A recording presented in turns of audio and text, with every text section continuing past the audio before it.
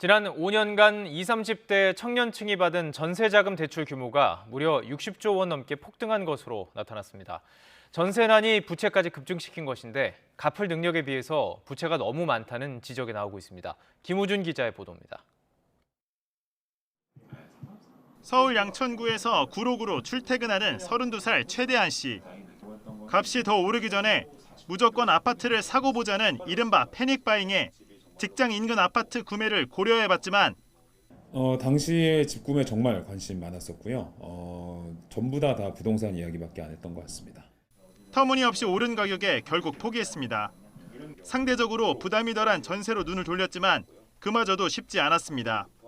지난해부터 시작된 전세난으로 물건이 워낙 없는 데다 너무 올라버린 전세값에 전세 대출마저 부담스러워진 겁니다.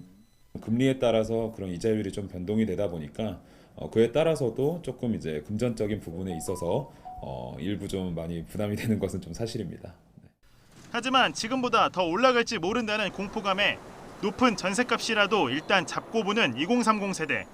청년들이 집 문제가 사실 제일 심하거든요. 그래서 저는 지금 당장 상담을 받으러 가야 되고 청년층 전세 대출 규모가 갈수록 커지는 이유입니다.